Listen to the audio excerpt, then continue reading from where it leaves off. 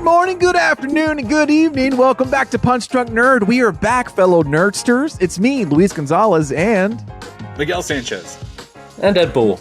This is your weekly podcast where we talk about the nerd news, a little feature discussion about a movie review, and then we wrap it all up with what we're into. Bing, bang, boom. Let's start with Bing, the news. We're going to get right into it. It was the SAG Awards has happened this past weekend. We're going to go over some of the winners, okay? Big winners here. Everything, Everywhere, All at Once. They won big. They got Best Cast, Best Actress, Best Supporting Actor, and Best Supporting Actress. What else we got? We got White Lotus. They won Ensemble for Drama Series. They won Actress Jennifer Coolidge. Love it. Brendan Fraser won Best Actor. Top Gun Maverick won Best Stunt Ensemble. Jason Bateman won Best Drama TV. Stranger Things won Best Stunt Ensemble. Abbott Elementary, a Punch Drunk Nerd favorite, won Comedy Ensemble. Jeremy Allen White from The Bear, another Punch Drunk Nerd favorite, won from the actor there. And then Gene Smart from Hacks won Comedy for Actress. Did it as quickly as I could, just to get through it all. Obviously, it's on the internet. But hey, we're in award season and we're hitting all the awards before the big show, the Oscars, which comes out very soon. Yes.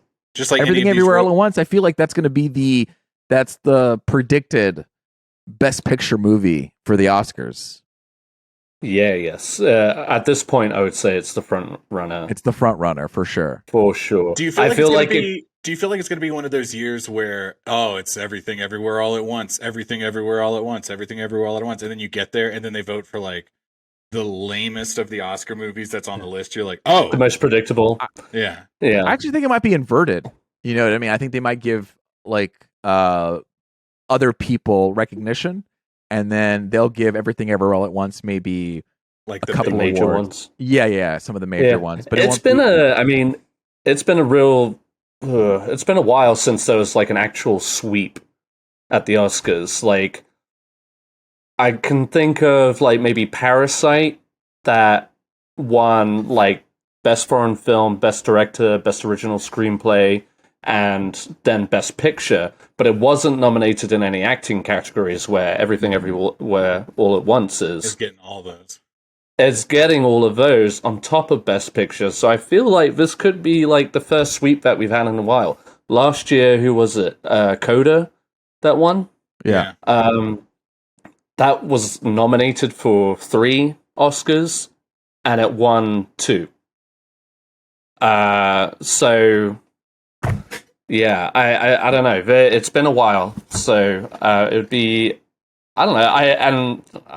I personally feel like Everything Everywhere All at Once deserves everything that it has coming to it. By which I mean, I hope it wins everything. Yeah, I mean, it does a really good job with the cinematography, the editing, the art design, the performance, obviously, and screenplay. So, yeah. But it was a surprise to see Jamie Lee Curtis win. That was her first one. Angela Bassett has been sweeping up until now. That's so true. That was an interesting take. And then Kerry Condon won it at the BAFTAs. So shout out. Angela Bassett might be losing that momentum. I don't know. Y'all, I know I told you guys that I was going to watch all these Oscar movies, and I'm still committed to this, okay? I'm going to really give it the Miguel all. You know what I mean? Just like a strong... Rings of Power of watch. 63%. But I mean, I really did like Banshees of Inisherin. Just like it you really did. You're really on that. I talk about it like you do. Hey, Barry, you talk about Barry a lot. The actor. I really liked him, and he keeps coming up. And I think like he's Barry. How do you say his name, Ed? Keoghan. I think you got to be my guy. Every time I say his name, every time I start to say Barry, Keoghan. Thank you. All right.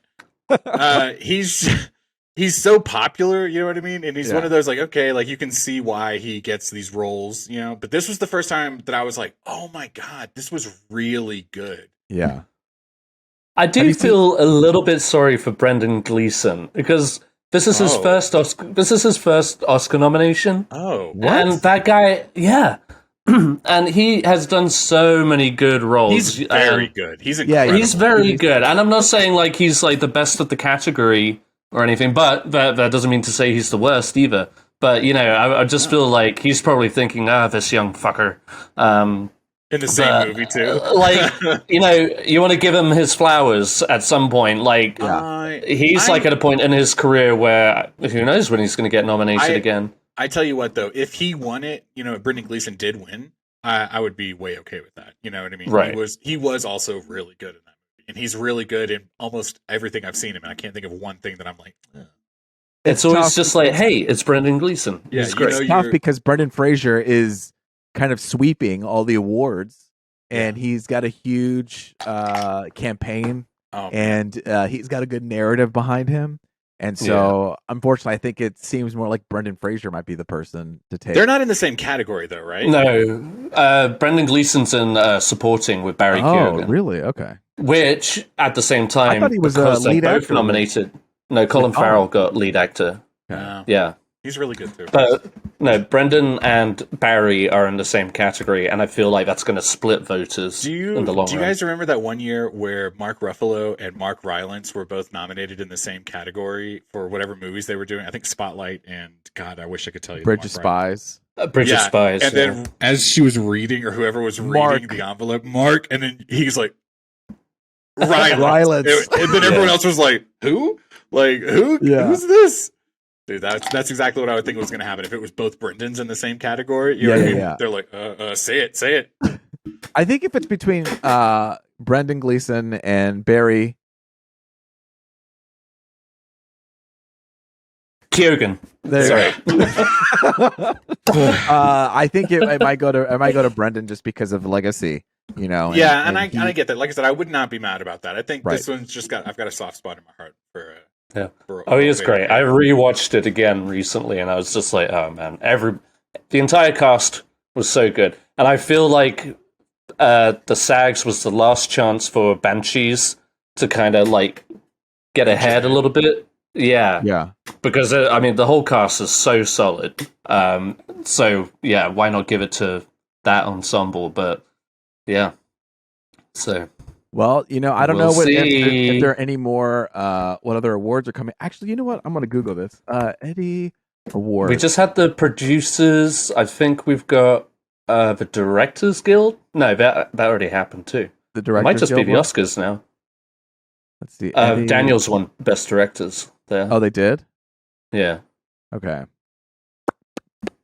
Yeah, what else is there? I guess I don't know when this is happening. The March 5th. When's March 5th? Oh, in a couple days. That's okay. This weekend, yeah. So we have the Eddie Awards, which is the American Cinema Editors. Surprise, guys. We'll see who wins those, and we'll talk about them because I like editing. Well, I guess let's move on to some other quick news reports here. Ed. Oh, yeah. Shit, I was going to have a segue for this. Back to the SAGs. You know who didn't win a SAG award? Who didn't win a SAG award? The stunt ensemble for Rings of Power. What a shame. Looks like that's the end of Lord of the Rings, huh? I guess we'll never hear about them again. Shut it down. Or was it? Because HBO... Oh, no. Fuck it. Warner Brothers... Warner Brothers Discovery, excuse me. I do apologize. They have announced that they are going forward with multiple Lord of the Rings films. Mm-hmm. Not anywhere near production, but it's in talks, and they've brokered a deal, to make multiple films based on the books. I don't know if that means like a remake or if they're gonna fucking universe it. Like it's gotta be a universe, right? Well, and they also have the Silmarillion, right? Which has a bunch of stories. Silmarillion. Say that word one more time. Silmarillion. Yeah. Silmarillion. Silmarillion. I really just like jumped off the cliff on that one. I was like, God, I was proud of you. I knew exactly what you were saying, but just in general, I had no idea what word you were saying. I said, okay. What did you call me? The Silmarillion. No, Silmarillion. The guy that plays Shang-Chi? Silmarillion and the 10 Rings, the Legend of the 10 Rings. 10 rings to rule them all. Look, I don't know. I haven't read them all. Obviously, I've seen the movies. Ed's the Lord of the Rings fan here, but was going to say, it seems like they have stuff to pull from the lore, and they have all these back end stuff, you know? Yeah, And- obviously, Yeah. that's what the Rings of Power is delving into a little bit about history, about was also drawn from the Silmarillion and the appendices of the Lord of the Rings. Right. So, yeah, there is content there, but, the last production that they did was The Hobbit, which wasn't very good. Well, right. Hopefully they learned their lessons on that front, but yeah, to Miguel's point, I am definitely afraid that they're going to go a little too far with this. Well, However, they are in talks with Peter Jackson and Fran Walsh, who were obviously the original writers and director of the original Lord of the Rings. Can I ask the big question? Yeah.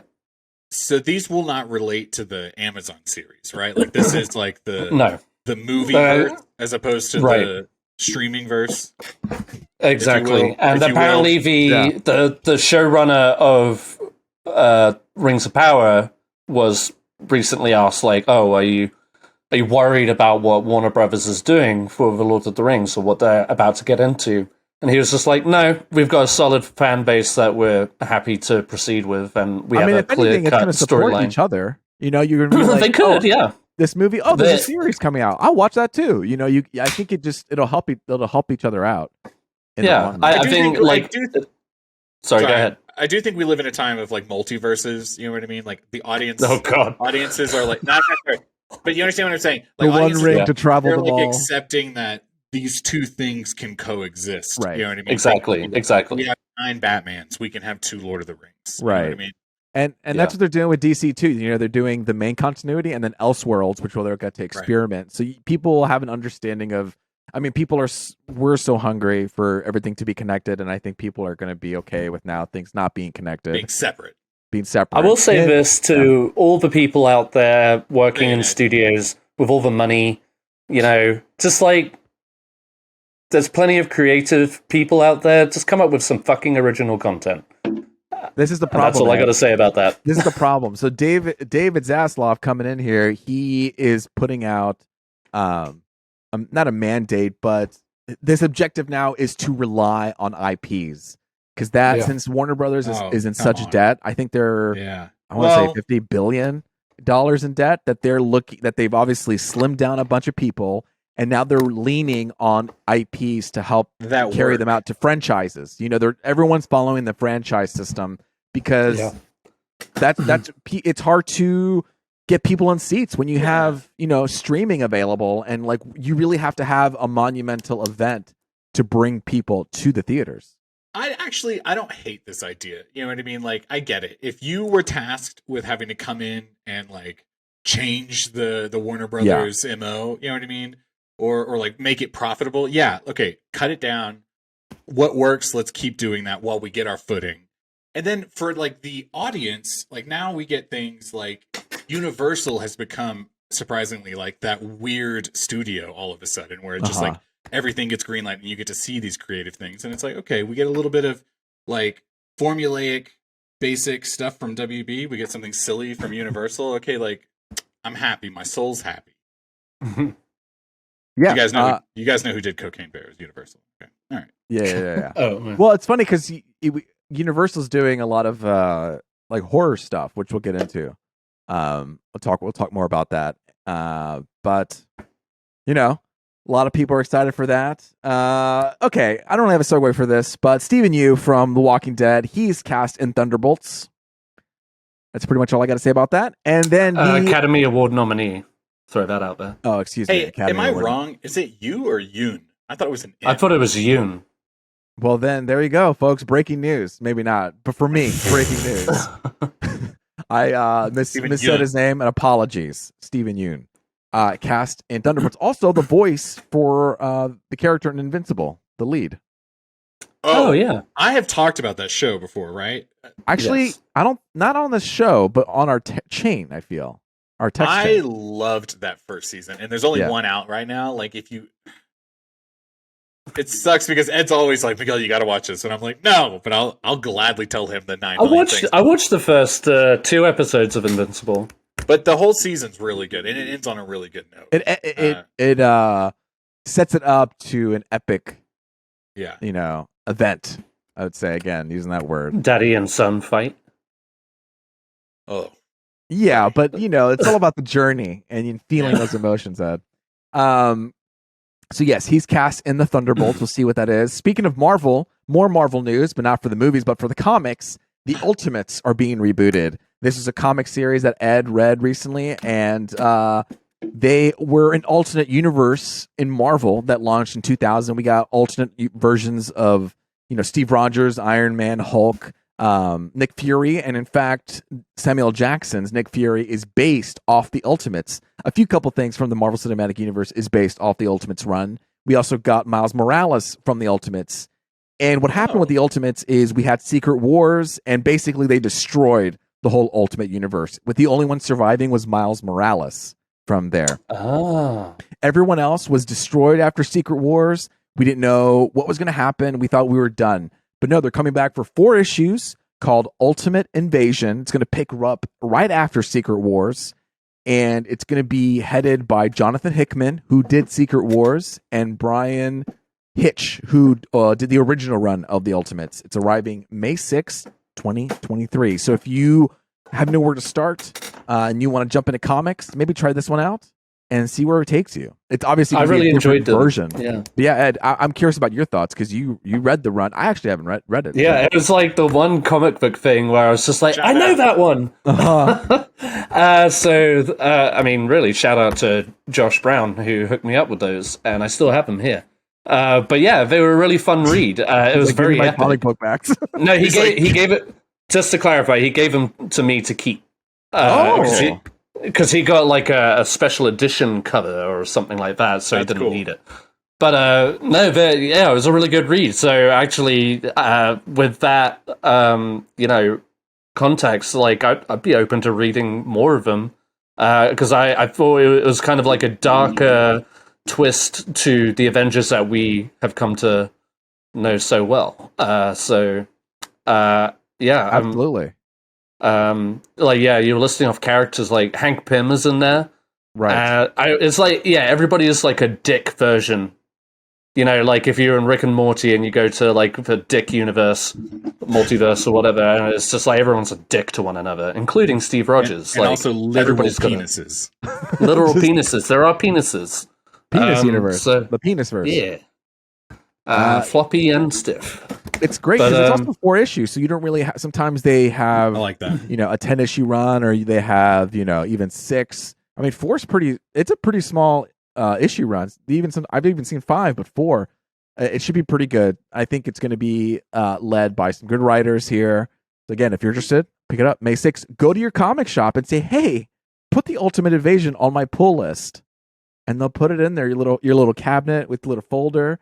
And then you can go in and say, hey, are my comics ready? And then they'll give it to you. That's what I do. Did you know you could do that? I've never experienced that. So. You can go there and be like, hey, I want you to pull this. And then they'll hold it for you every Wednesday or Tuesday. Do you still do that? Or I thought you had the digital comics. So I have both. Well, the thing is sometimes I unsubscribe from the digital if I'm like reading a lot of the current run. Because the digital one of Marvel and DC, they're always 6 months behind. Oh, wow. And like, so if you want to watch a movie, you can like pay to rent it, or you can wait until it comes on streaming for free. Yeah. So like here, if I wanted to read an old run, then I'd say, okay, I'm going to resubscribe and read the run again. But if I want to stay up to date to some new stuff, then I'll just go to the shop and then they'll give me like 5. I'll tell you what, I read The House of M on the plane a few weeks back. I flew to Houston and back for a really quick weekend.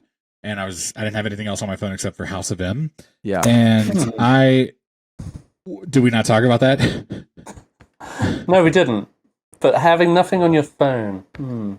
Oh, I did listen to music. That was on the way there, and I told you this already. On the way there, I didn't have Wi-Fi to download it. You didn't download it. You're right. Ed made me a special playlist, you guys, because we're secretly in love. Okay.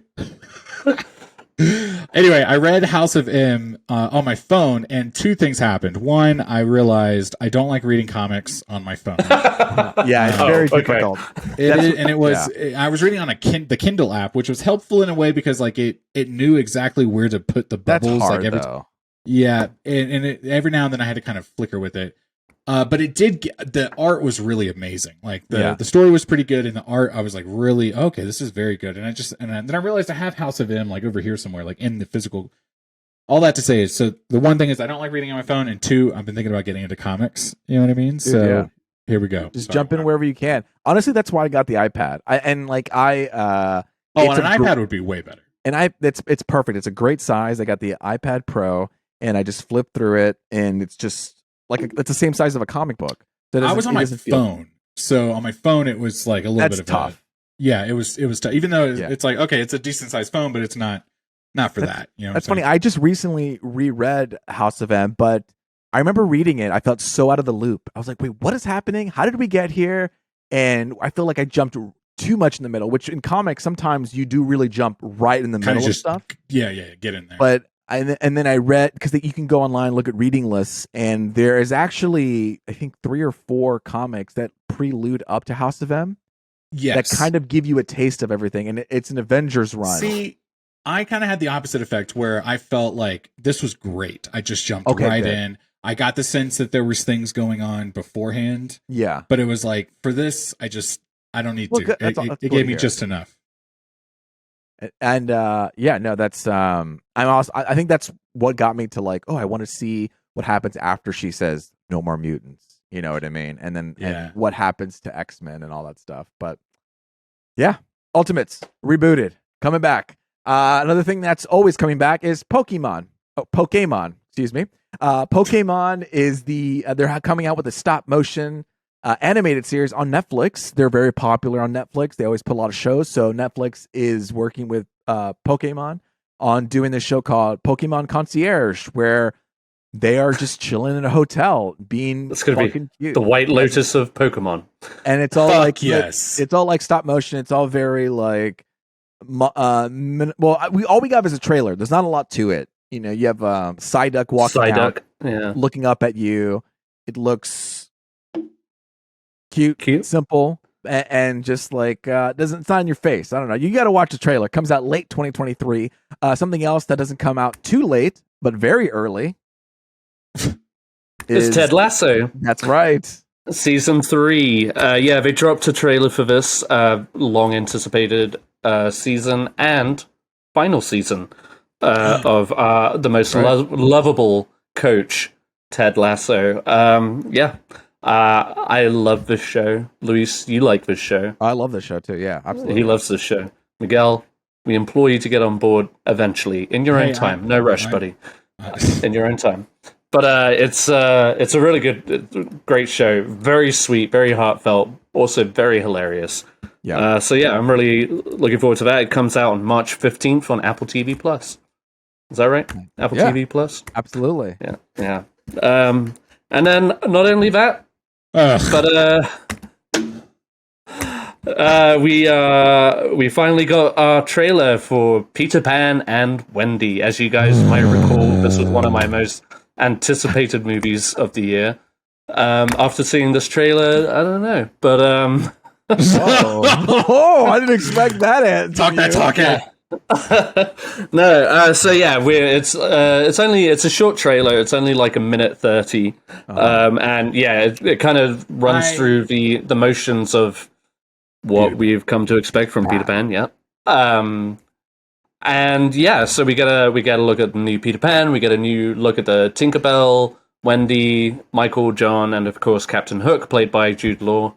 And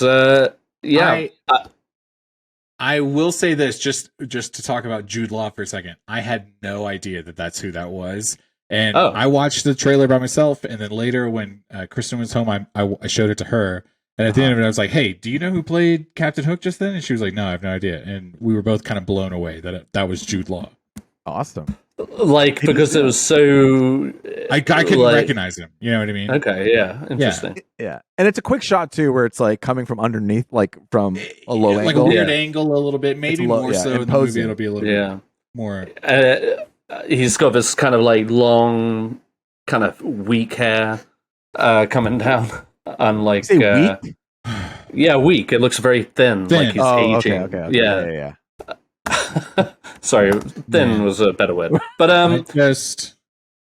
I told you guys when we were talking about this movie that the one thing that I was kind of hanging on to was that David Lowery was directing it, and we know him from Ghost Story, The Green Knight, and then Disney's other movie, Pete's Dragon. And mostly because of Pete's Dragon do I have like faith in him doing this, because he took a movie and a story that probably nobody asked for from the Disney catalog and turned it into something really sweet and sincere and quite beautiful. And it's just one of those things that got severely overlooked, but most critics received it very well. And so, yeah, because of that, I think he could do a really good job with Peter Pan. However, watching the trailer, I'm getting the impression that Disney was just kind of, again, boosting its Disney Plus content. It's only going to be released on Disney Plus, which I think is a real shame. You can kind of, I don't know. So the palette, it's got a very kind of like bleak color tone to it. Like you think of Peter Pan, you think bright, vibrant colors. You think of Neverland, you think of just like this splendid visuals. Right. But it looks like they just like shipped off to an island off of Ireland, and straight up Shutter Island. So not Shutter Island. That would be intense. Well, like Leo DiCaprio running around killing folks. But again, I'm really holding on to the fact that David Lowery is directing this. I had some, I was a little wary of Jude Law taking the role of Captain Hook, because nobody is better than Dustin Hoffman in that role. Oh my! It's a big shoes to fill. But Jude Law is kind of like, I don't know. It would be interesting to see what he does with it, I guess. Clearly, he had Miguel and Kristen fooled. So yeah, overall, like the trailer wasn't anything really to whoop about, but I'm still cautiously optimistic. Of course, like all the racists out there just wanted to point out the one tiny little fit, literally tiny, the Black Tinkerbell. I want to talk about this just for a real quick sec. I feel like we're getting to a point now where it's happened so many times that surely they're running out of steam on this, right? Like eventually it's just like, yes, okay, we get it. Like they've swapped the races of the characters. Like it's no big fairy. You know what I mean? Like we have to let this go at some point. Like just stop bitching. As soon as I didn't realize she was playing. She's the girl from Blackish. I didn't realize she was playing Tinkerbell, but it's like, yeah, she looks just like her. Like, what's the problem? But she's also a fucking fairy. Like, at the end of the day, you're talking about like, a fantasy character. Thing. And I saw people were also creating a fuss about the fact that the trailer made a point to say that the Lost Boys weren't all boys.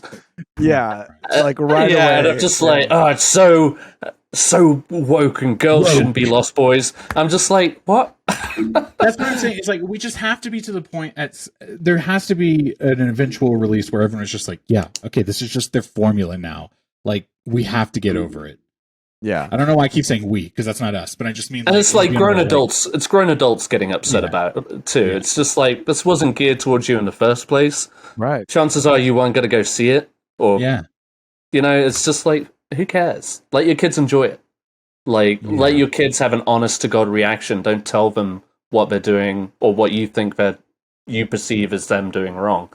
It just it's a pointless cycle that unfortunately has happened so many times recently, like you said, Miguel. But anyway, Peter Pan and Wendy coming to Disney Plus on April 28th. We finally have a date, guys. That is that's still some time away. You have to wait almost 2 months. But if you don't want to wait for 2 months for some entertainment, hey, we're in March. So let me give you some March movies coming out. Guy Ritchie is coming out with his Guy, what's it called? Fuck, I lost my momentum. What's it? Hey, we're gonna rob some shit. We're fucking fuck you up. Hey, you what? You know what? It's Operation Fortune, Ruse de Guerre. I'm sure I just massacred that. I did it on purpose. Comes out March 3rd. Scream 6 comes out March 10th. 65, the Adam Driver movie where he goes back in time to 65 million years ago, March 10th. Shazam, Fury of the Gods, March 17th. John Wick, Chapter 4, March 24th. Dungeons and Dragons, Honor Among Thieves, March 31st. And Tetris. What? Tetris, the movie, comes out March 31st as well. Whopping set of movies. It feels like we're already in the summertime, huh? But we're getting these big blockbuster movies, but let's not talk about those blockbuster movies. Yes. Let's talk about the blockbuster movie everyone's talking about. Cocaine Bear. You guys, Yes. what a fucking amazing movie this was. I can't wait to talk to both of you and hear your glowing reviews. Okay, you guys, this week we're talking about the hottest release, Cocaine Bear. I'll give you the quick rundown. I don't normally do this. It was directed by Elizabeth Banks. It's starring Keri Russell, Alden. I say this name. Alden Ehrenreich. There you go. Oh, the late Ray Liotta, O'Shea Jackson, Margo Martindale, Scott Seiss from TikTok, Isiah Whitlock Jr., Jesse Tyler Ferguson, and a few others. It goes like this. After a 500-pound black bear consumes a significant amount of cocaine, it embarks on a drug-fueled rampage, an eccentric gathering of cops, criminals, tourists, and teenagers assemble in the Georgia forest. Who wrote this? You guys. Thumbs up, Tennessee, right? Thumbs up, thumbs down. I mean, I could not tell you. I did not put this here. Luis, I did. thumbs up, Yeah. thumbs down. Thumbs up. It was a good time. I didn't realize how. I guess I don't know why I didn't think about it, but yeah, it's going to be bloody as hell. Like, it was pretty violent, which is great. There are moments where I had to look away from the screen because it was just too much. That part where where she gets off of the hospital ambulance. Do you know what I mean? And she falls in the hospital. What am I fucking talking about? She gets off the ambulance and her face just skids right on the fucking concrete. Oh, yes. Even just thinking about it gives me goosebumps. But I'll tell you what, my thoughts on Cocaine Bear is every time the Cocaine Bear was there, I had a great time. I wish there was more Cocaine Bear. And a lot of the stuff we saw, there could have been a little more. We spent a lot of time setting up these other characters. And you know what? They set up the characters were a little bit half-baked. I was like, oh, what? And then I know they wanted to get to the Cocaine Bear right away, but it also left these characters half developed, and I was like, wait. I feel like we left in the middle of the scene. Honestly, I just wanted more Cocaine Bear. Like, I wanted more action scenes. I wanted to see more scary stuff from him. I wanted to just be around him more because every time he was on screen, I was having a ball. And that little kid reminds me of Alfalfa from 100%. I was like, yes, is that freaking Alfalfa? Like, is that his son? I want to know who that kid is. Vibes. Yeah, can I ask you? Vibes strong. Let me ask you just real quick. What was your audience like? What day did you see it, and what was your audience like? Okay, so I saw it last. I think we all saw it last night on Tuesday.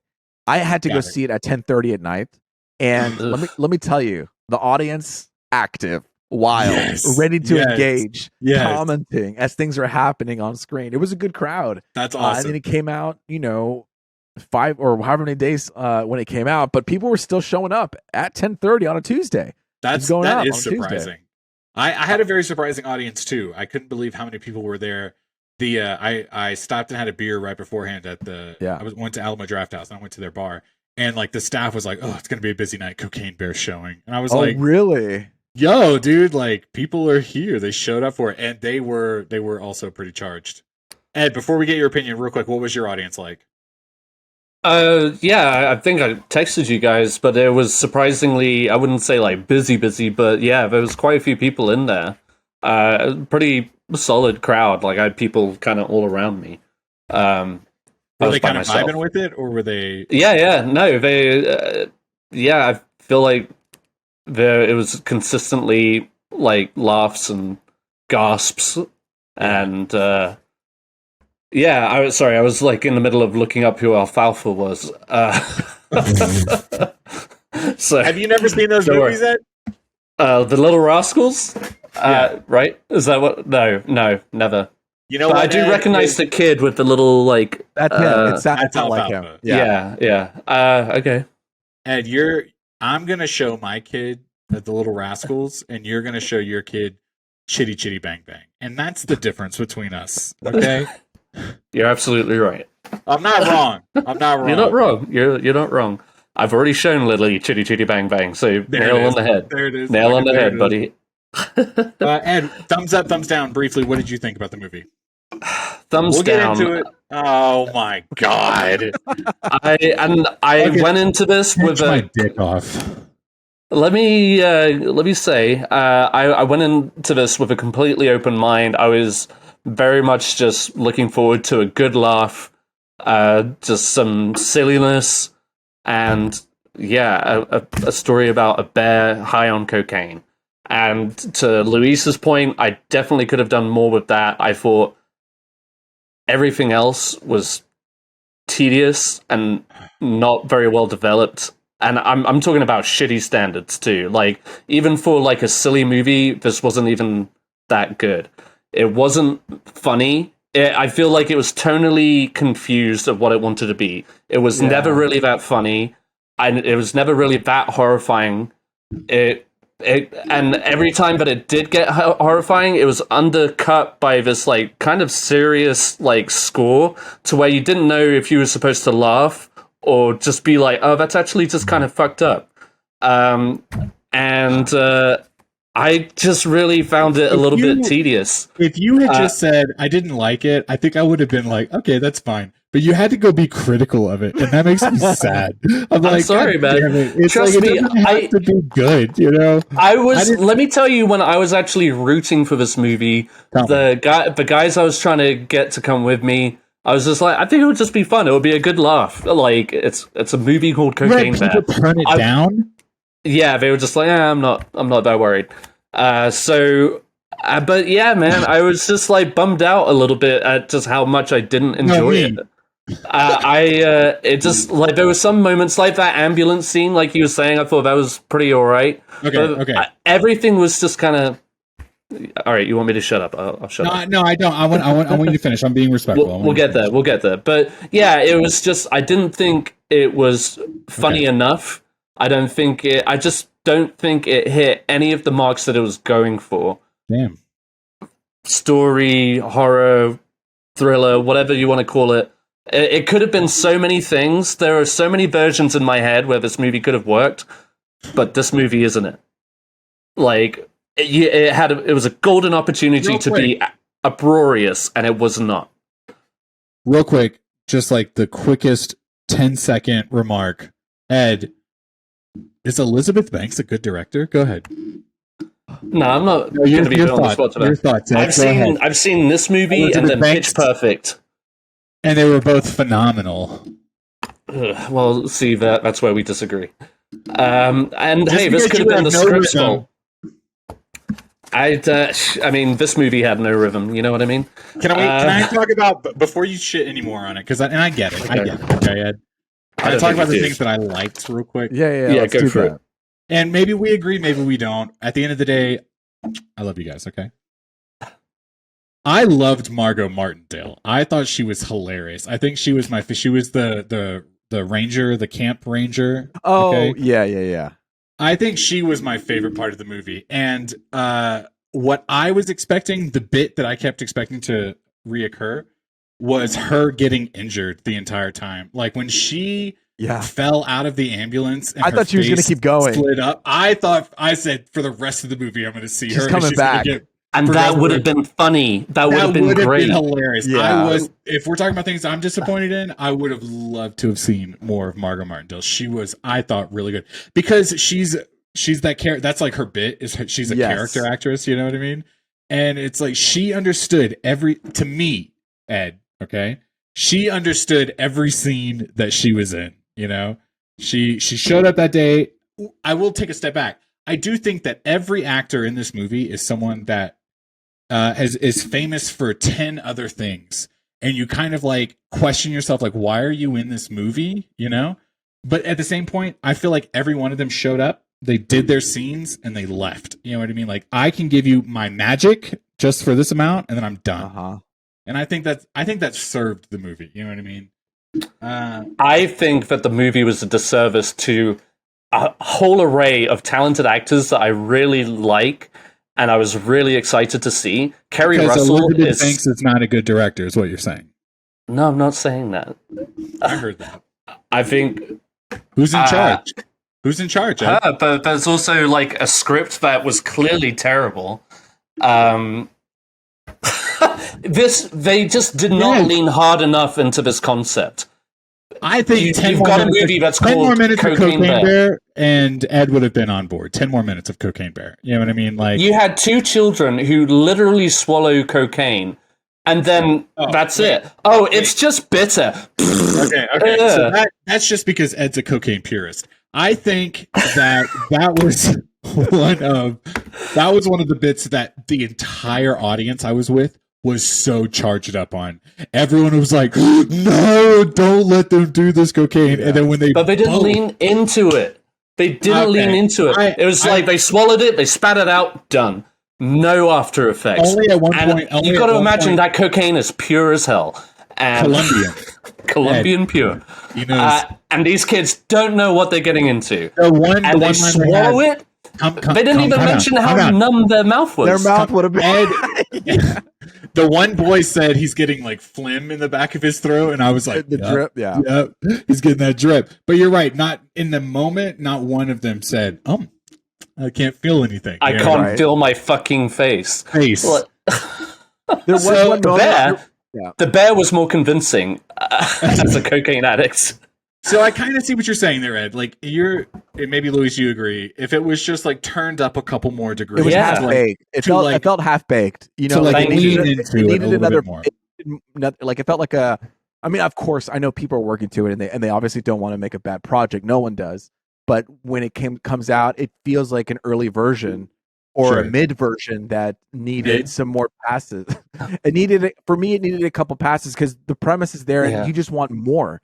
And so too when safe. You're watching it, they played it a little safe. It was like they took the first draft, and they were just like, "Yeah, this is great. It's Cocaine Bear." But you want more, and so like I'm like, "Hey, I'm on board. I'm getting the ticket, and I'm here for the bear." And then things are just cut short, or like they finish halfway, or just really go for it. And I think that was the issue that I had. But again, what did they lean on? The bear. And so as far as like the scenes when the bear showed up, I perked up. I was ready to watch it. And then when the people were here, I kind of like, oh man, I got to deal with these people.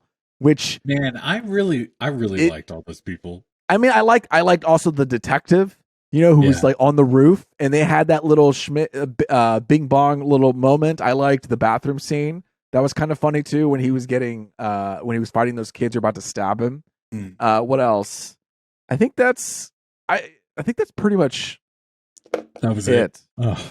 And you guys know me, man. I did laugh out loud when at the end the bear's injured at the bottom, knocked out. You think it's because he got shot, and then he accidentally rips open the cocaine bag, and all the cocaine falls down into the air, and he sniffs it, and he's reinvigorated again, full of life, and he just takes down Ray Liotta. He spits out the bullet too, no? Yeah, he does. That's what I mean. That got a laugh out of me, but that was what the whole movie needed to be, and it wasn't to me. You know what? I think he nailed it on the head, Luis. It just felt half baked all the way through. And I'm not here to get baked, man. I'm here to get coked up. That's right. It's like Snakes on a Plane. When you watch it, it's like this is they're really leaning into it and they're really going for it. I think people went in here, well, maybe subconsciously expecting like a Snakes on a Plane type of situation. But I never did see Snakes on a Plane, but I've seen a lot of comparisons to the two. Pretty great. It's like a meme, and that's the thing. It's like this movie, and I would even say Megan. We're entering into meme movies where people are going in, and it is just kind of like, can you believe this kind of situation? Megan did really well on the box office. Cocaine Bear did also really well on the box office, and people are just going in there laughing at this meme of a movie. Do I hope that they continue with this franchise? Yes, I do. I hope that who knows? Maybe the second one is like the better one, like the Judgment Day of Terminators. Wow. Where you're like, wow, they really they put it in the hands of someone else who had a different vision and take of it. Someone else other than Elizabeth Banks. Is that what you're trying to say? No, also the writer, the team. Miguel, do you like Elizabeth Banks? I love her, and I'm just like, I get it. You're trying to like go to say it. I want you to say it. Well, if a director makes a couple of bad movies, then yeah, it's on the director, right? But yeah, I mean, so let me say this: there were definitely some moments that I enjoyed. Like I said, we were talking about that ambulance scene earlier, right? And yeah, I did enjoy that bit where the bear literally took out the bullet and spat it out. There's those like little moments that I definitely did enjoy, and I got a chuckle here and there. Yeah, I just felt it could have cranked it up. You guys remember that movie, Crank? Yeah. That was a high-octane movie. That's what this movie needed to be. With a bear on cocaine. That opening scene on the plane, what's that guy's name? It doesn't matter. But I liked that. I was digging that energy. And the guy, like, it hits his head on the way out and then falls out. Hilarious. But just not enough. Not enough. Like, there was a scene where the bear falls on top of Alden Ehrenreich. I was going to bring this up. Okay. All right. Okay, and there's a bit... a bit where you were just like, you felt like somebody just fed him the line. It's like, say this might be funny. Teehee. It's like, oh, it's definitely a girl. Right. It's like, how? How do you know? It's like, because her vagina's on my face when the bear's head is on top of it. Right there. Yeah. Right there. Yeah. It's like, I get that. That was just it's like a dumb clearly fucking physically line. You're not in that. Yeah.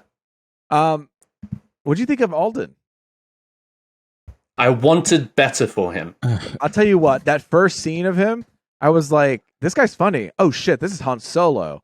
Then that was kind of it. But I still, I kind of want to see more. I want to see more of him. I didn't really have a good time with Solo, and so I think he's a great actor. It opened my eyes to him a little bit more. Have you seen Hail Caesar? Yeah, is he in that? Yeah. He's the would that it were so simple. Oh, I got to rewatch it then. Guy. Oh yeah. Go ahead, Miguel. We're frustrating you. Let me take a step back for a second, you guys. Okay. Let's step away from the movie for just a moment. Okay. I think that there's a common. This is a common conversation among boys on the internet. Okay. That in just everyday life, if I asked you, Luis, and you, Ed, I think I might have mentioned this already. What's an animal that you could fight to the death and win? Just real quick, just like off the top of your head, Luis, Ed, whoever wants to go first. Like, what's an animal you think you could, like, without really thinking about it, just go like, yeah, I could take that animal. What? A tortoise. A tortoise, Ed. Aim and low. I like that. You flip it over on its back, it's done. Put it in the sun, baked. Fully. Turn it into soup. I want to say a mongoose. A mongoose. Is that bad? I mean, they can take take on that kill cobras. I have caught a rat, not with my bare hands, but yeah, you made it seem like you.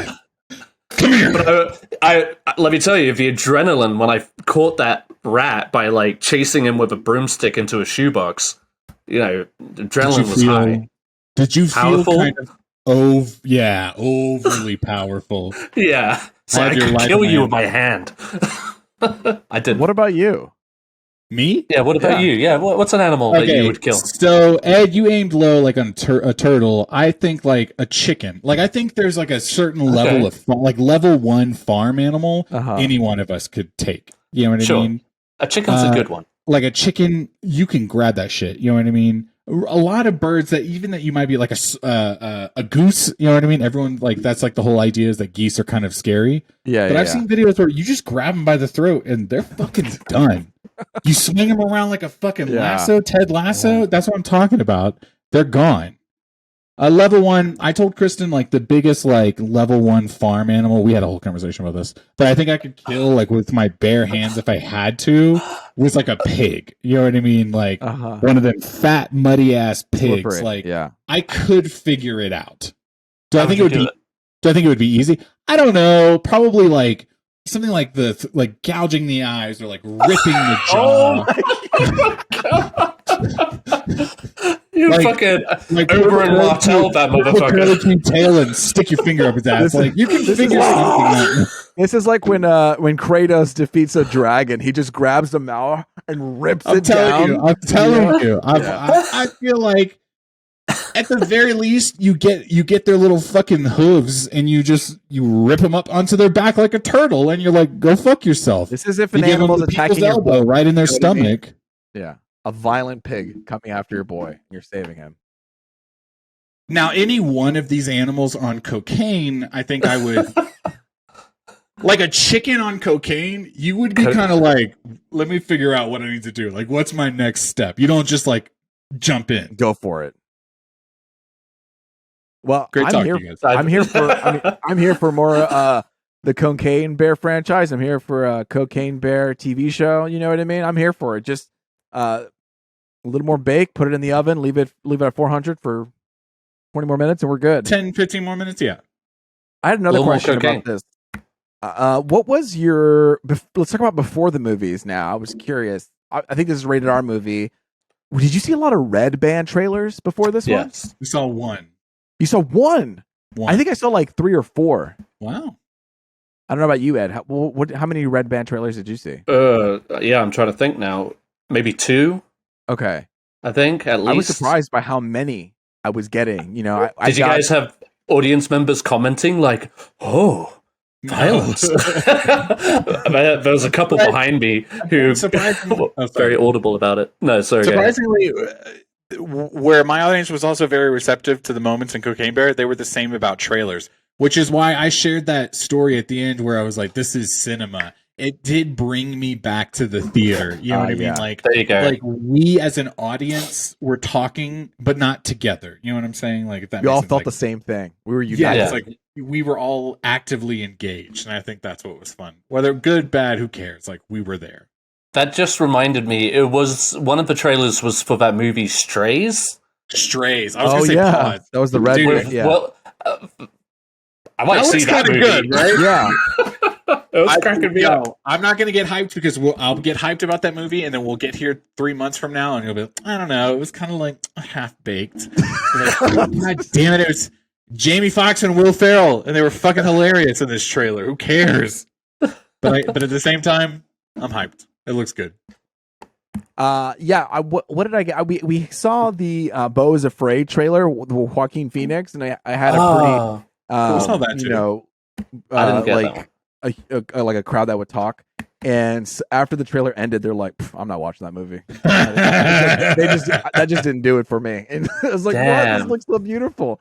And then another one that kind of shook me was the Evil Dead Rises trailer, the Red Band for that. Oh, that one looks terrifying. It looks and I saw the first remake, the Evil Dead one, and this is the Evil Dead Rises, the sequel to that. And man, this one is kind of intense. This is like body, gore, horror, which, you know, there were some scenes I had to look away. I don't know what it is, but like they had the cheese grater. Oh no! Yes. Oh yes. I didn't see this trailer. What? Can you just tell me? Evil Dead. What is this? The video game Evil Dead or Evil Dead? Right? No, you know the franchise. The movie franchise with Bruce Campbell. Bruce Campbell. This is like the remake, but Bruce Campbell and Sam Raimi. Oh, Sam Raimi are not involved with this one, right? It's like the remake kind of took the spirit of it, but really took it their own dark direction. And the sequel is not even. I don't even think it. I mean, I don't really know, but it's like feeding off of that remake, and they really They really lean more into because I don't remember Evil Dead being as vicious as what I saw for the sequel. That was scarier than the entire movie, because the fun, I guess, about Evil Dead is that it is kind of like a horror movie. It's a little comedic, and it's I don't know. it's not not tongue in cheek, but yeah, it's just kind of like off the cuff kind of horror, and it was obviously on a low budget. Whereas this one looks like the polar opposite, like big budget, really terrifying effects. And yeah, like you were saying, body horror, like real fucked up shit going on. It's some fucked up shit. Miguel, you definitely should watch this trailer after this. I'm surprised I didn't see this. Yeah, you got to watch the Red Band trailer.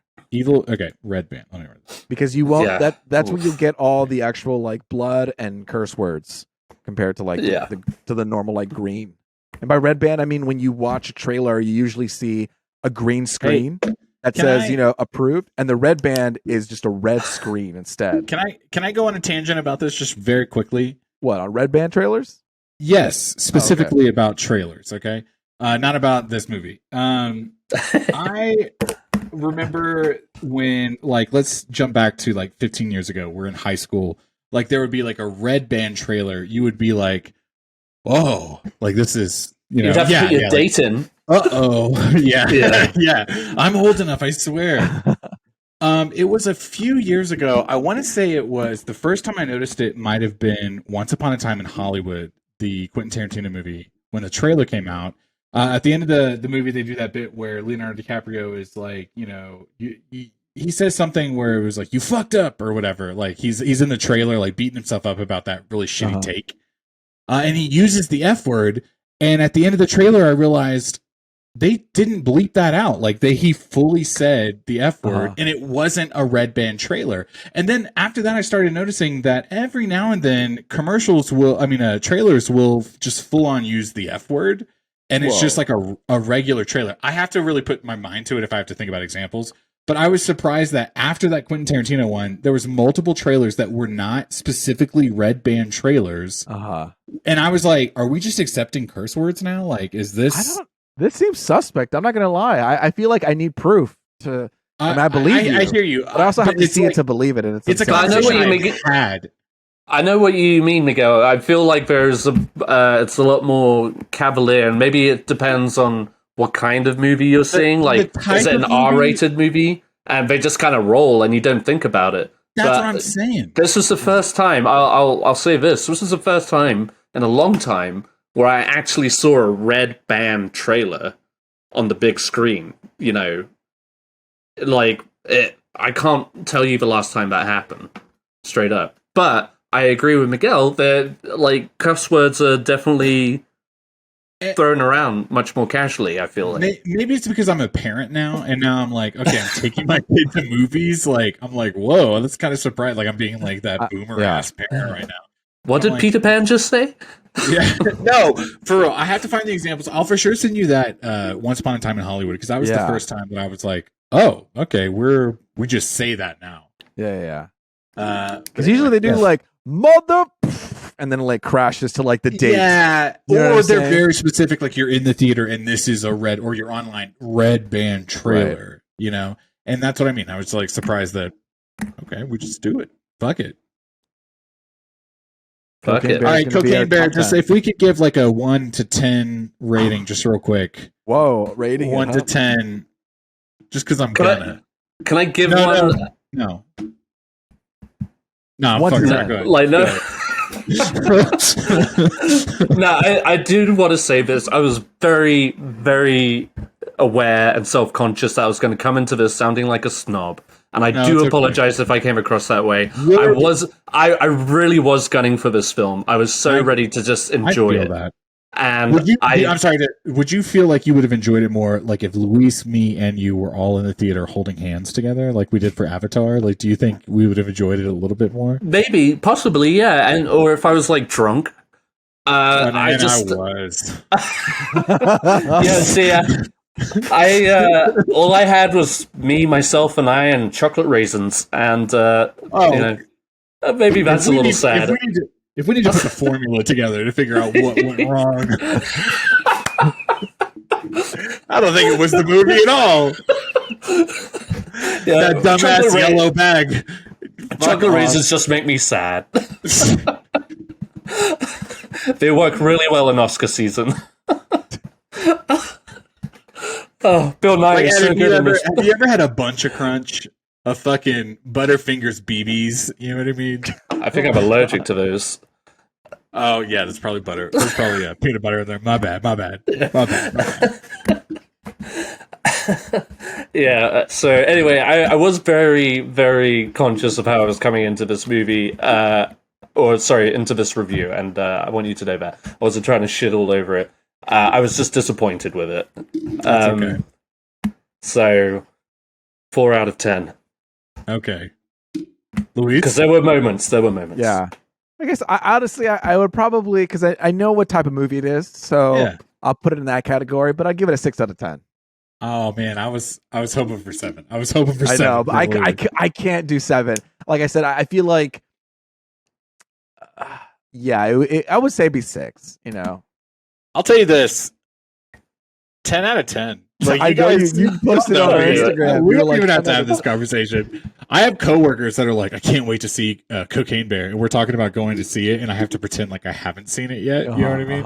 They're like, "Oh, do you want to come see it with?" Oh yeah, it looks really good. See, it runs the gamut: 10, 6, and 4. You know what I mean? So it really. And I think we've gone enough episodes. God, we're almost 50 episodes in. Like, surely crazy. people, if they're to those 23 people listening, we know who we are. Come on. Yeah. Miguel's going to have some shitty Cocaine Bear opinion by being like, this is the Citizen Kane of fucking cocaine. Citizen Kane of cocaine. Oh, real quick, Luis, I'm sorry. Can we pause for a second? Yeah. Let's add this to the top, okay? Let's add this to the top. We got a new comment from someone on YouTube. Let's stretch just for a little bit while I look this up. We got someone commenting on they commented on our last video, the one about Ant-Man and the Wasp right? Quantumania. Right. Somebody commented, yeah.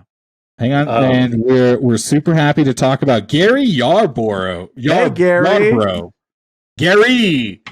Thank you, Shout Gary, out. for subbing, man. You got us over the go for the it. What mark? Over the 51 mark. We're 52 now, or he's 51? Now we're 53 subscribers. Look at that. Shout out, Gary. On YouTube. He commented Thank on you, our Gary. last video. Gary said, I subscribed, and then immediately you called someone else out that subscribed, and I freaked out. But here we are shouting you out, Gary. I don't know if you've got like some, I don't know, like your employment, you're worried about people finding out that you subscribe to us. But Gary Yarborough from fucking, I'm going to find out where he lives. Hang on. He subscribed to our channel. Hell yeah, Hey. man. Good job, Gary. This one's out to you. I hope you're living your best life. But really, what was his comment? He just said it. His big thing was, anyway, I subscribed because Ed's Kang scars were very funny. Ha! Yes. I won. That's a win for me. That's Ed signing out, guys. Thank you very much.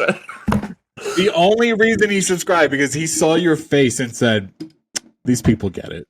All right. Yeah. Now, do you understand when I said you should have had like that? I should have had cocaine on my nose. Yeah. Yes. Yeah. Next Fucked week, up. whatever we talk about, Creed 3, let's just get you like in perpetual sweat in the next episode. I'm gonna get ripped, son. Yeah. I'm gonna be topless. I guess. Anyway, you guys, that's Cocaine Bear. Cocaine Mazel Bear. tov. Mazel tov. So we finished our feature discussion, and finally we're going to wrap it up. And what we're into, we've all been to a couple things. Who wants to start it out? I guess I will. Yes, please. Okay, I watched. I'm finally caught up with Succession. I said I watched it. It's all done. Yeah, I finished the whole series. And guys, let me tell you something. Yes. Let me tell you something. I immediately went to Robinhood and I downloaded the app, and I'm about to buy some stocks for sure. I'm about to get in the stocks game. I'm going to buy. I wish by the time I got here, I could say I own stocks for Warner Brothers Discovery, because let me tell you, I think if I buy it low right now, it's going to get high again, because he's going to improve Warner Brothers Discovery. Just a matter of time. We had positive things to say. $15 for a stock. You know what? All right. I'm going to try it. Disney's 100, but I tell you what, I do want to get in that Disney stock because I want to go to the Disney stockholder meetings. Let us know. Excuse me, I have an opinion. You know, Let us know if we should get a punch drunk nerd, fucking Robin Hood Stock account. market? No. I think the legality of that would very complicate things. We would have to have No, we'll just split it 3 ways. Whatever. Okay. Good, bad. Yeah. I'm like now. I feel I'm like looking the at moral story, the moral of Succession is not to invest in stocks, but no, man. You know that's the Okay, if passive you wanna be income. That's the way to poor. go. We gotta get in the game because they're trying to make money, and I need to make money off of them. What'd you think of the show? No, it was great. We were so sad when it was over. You know, fuck. I mean, again, you know, I know Kendall had his rough times. He was being a dick and an asshole because he was being like his dad. But Be man, more poor specific. Kendall. Again, like every time he tries to go and take down his dad, it's just like, man, this motherfucker just can't do it, and it's upsetting me. And that last scene when he mocks Shiv, it's like, Dad. He's like, well, Dad, we need a majority, and he's like, we need a majority, and I was like, damn, he's really an asshole. I mean, obviously we've seen him as an asshole, but the guy just doesn't lose, and I can't believe that Tom betrayed them all. but can you not? Have you I mean, watched? Look, I believe it, but I can't believe it. Do you know what I mean? It's a But mixed opinion of it. Yeah. It was great though because he like earlier on in that season he's just like I haven't seen him lose yet. You guys have repeatedly tried to take him down, and it's just like and sadly it's like a strong visual for like real world right now. It's just these old white men do not lose, these fucking billionaires or whatever. But yeah, no, it's we'll see though. Luis, have you seen the trailer for season 4 yet? Yeah, so after we watched the finish the episode, we were like, we're gonna watch. There's 2 trailers, so we watched the teaser and then the trailer back to back, and we were both like, yeah, let's bring him down, Dude, when it's talking about Tom specifically is why I want to ask, is when he has that conversation with Logan where he's like, but we're good, right? And Logan was like, you mean you and my daughter, like, divorced or whatever? He's like, if we're good, we're good. I was like, oh, bro, you're fucking not good, dude. You're so screwed. I cannot wait. It's going to be great. It's insane how much he's just like, fuck you, fuck off. And then he's like, I need you. So it's like, you know, the whole, it's like, yes, he's your father, so I can see you get nervous, but it's like, fine, fuck me. You're the one who actually needs me for my stocks or whatever, these things. He always pulls these people back when he needs them. He's like, you know what? You're amazing. You're awesome. No, I don't want to do this. Well, then fuck you and fuck off. And it's just Luis, like, let me ask you this. So Brian Cox was originally going to be on Game of Thrones, and they couldn't make it work for whatever reason. I think he was originally going to be Robert Baratheon. Oh, yeah. And so there was a couple of like HBO programs that they were trying to get him on. I feel like this was his. Like, 1000%. There was no other. Yeah. But at the same time, his character was initially slated to die after the first episode. Which is that's been but because of the first episode, they changed it, and they were like, "We can't kill this guy off. Absolutely not. You can't. He's the best villain. Much like Jesse Pinkman on Breaking Bad. You know, they were going to kill him at the end of that first season. It's like you just can't get rid of these characters. You can't. And I was surprised how quickly he got better. And as we're watching the show, it's like, man, wasn't he like near his deathbed or just like in a really bad situation? Now he is running around doing all these things. And it wasn't until he got his UTI. And I was like, oh, yeah, so he's still fragile. And so it's these moments of like, you never know when he's going to be fragile again. But the guy, I just can't believe how much energy and how willing he is to just keep fighting. And he's got that new young assistant. He fucks everybody up. He fucks shit. That young assistant. That new assistant. Yeah. And can I ask you this? Let me ask. Ed, go ahead. No, go ahead, Miguel. I was going to say, if I had to ask Luis, Ed, Miguel, whose team are you on? You know what I mean? If you had to pick one character to be like, I fully back this person to succeed. This is a tough one. Fuck. This one's tough because it's, well. Like, I think. What are you saying? Like, are you just rooting for your favorite character, or who do you think is actually going to win the Game of Thrones? Two part. If you have 2 parts, okay. I want to know, who are you rooting for because you think I back you 100%, and who are you like, but I could see it going this way. Oh, okay. Or whatever. Just fucking give me the It's sauce. you know what, I absolutely adore Tom. I just want the best for him, and I don't think he's gonna win by any means. No. I think he's definitely fucked, but I always feel for him. And I mean, and he's a douche too. You know what I mean? Like he's they're all just like douches. they're all terrible. Even Greg is terrible. Even Greg. Yeah. But if this team, if you can call it that, I would definitely lean towards Kendall of the children. I guess I'm Team Kendall too. Yeah. Okay. All right. Because that's what we're setting up, right? We, as the audience, we need to see this at this point. That every time Kendall has gone after Logan, he's failed. Like, this is the chance. And we know that Brian Cox, the actor, just recently came out and was like, Jeremy Strong needs to fucking smoke a blunt. Like, he's because he is like a method actor. And which makes me think, okay, Jeremy Strong's probably going to get this at the end. Like, right? Like Brian Cox got that script. It was like when fucking the Whispers guy on Game of Thrones, the Spider. Why am I blanking on his name?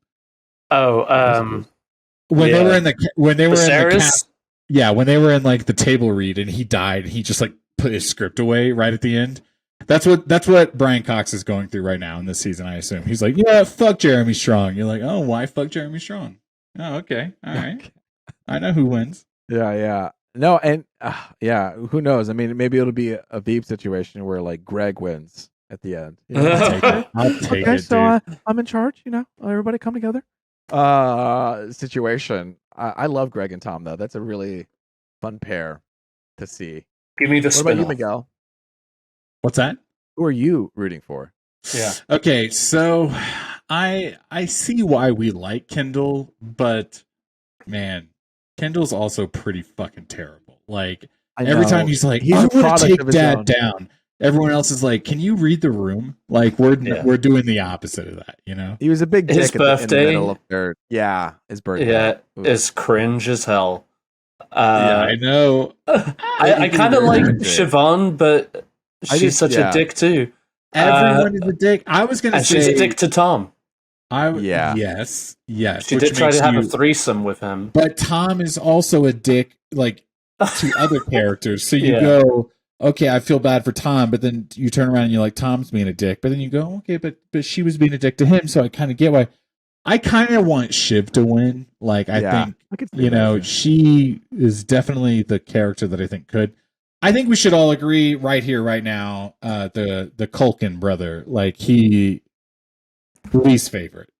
Yeah, gotta go. I enjoy him. I enjoy his relationship with Jerry the most, I guess. Oh, I bet. Oh my god, the moment when he sends that text message to his dad. I know, that was I was like, oh no, because he is literally the fuck up. Like Kendall knows the business, and at least he gets shit done. But Roman is completely naive.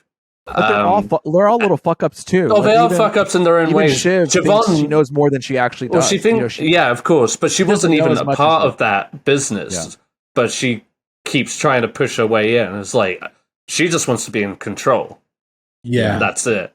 Roman just wants approval. And then Kendall actually wants to just own the empire, but he knows a little bit about the industry. All three of them need to come together. That's the Disney ending. You know what I mean? All three of them, like, we're the CEO. We're going to defeat this dragon. Yeah, I don't know. I'd like to see Logan and Kendall, like, duel with swords. You know, just really fucking... That penis? No, with swords, Ed. Oh. Like, the weapon... Yeah, because naturally in modern day New York, that makes sense. I would love, if right in the middle of the fucking conference room, they would shing, you know what I mean, pull it out, and just see who stabs to win. God, which is the name of the game. I was so upset. I was so upset when the mom was like, "I'm sorry, this is like, I think it'll be fine. I think it'll be fine." Like, man, she just did not want to hear British about one. she did not want to hear about anyone's drama. when he was going to confess about his murder, and then she was like, "Oh, this isn't my thing," and it's like, "Oh my god, you are ruining these 3 kids." Yeah, go on. We haven't even mentioned Connor. Oh. In typical Succession fashion. Exactly. I will say Connor, from a very young age, did always want to be in politics. Yeah, but season 3, I really felt for Connor, and that was like his moment. Like he was really just like done with his family's bullshit kind of thing, and he has some really brilliant moments. I'm not saying he's gonna win overall. But no, whoever's about to win, he's gonna fuck them up by doing something dumb. You know what I mean? Yeah, sure. Like just super wet blanket. Like, why did you do that? Connor wet blanket. Yes, dude. Yeah, but yeah. I forgot about Connor. Yeah, we. But it's so funny because I saw the poster for Succession season 4, and it had Kendall on one side, Logan on the other, and on his side was Greg and Tom. And so as I was watching, I was like, "Oh, this is like what's going to happen: the left versus the right." And Greg's already with Kendall. How is Tom going to swing over? But obviously, that was just like a poster, and there was no real thought into it. But yeah, no, I mean, I like that it's the 3 now against the dad, and I'm excited to see where it goes for now. And let's see. We'll see how it goes. After we finished it, we really wanted to keep watching more of it. Unfortunately, we didn't. So that's Succession. Sorry, keep watching what? We wanted to keep watching more of the show. Oh. But it's coming. Season 4, the final season. I know.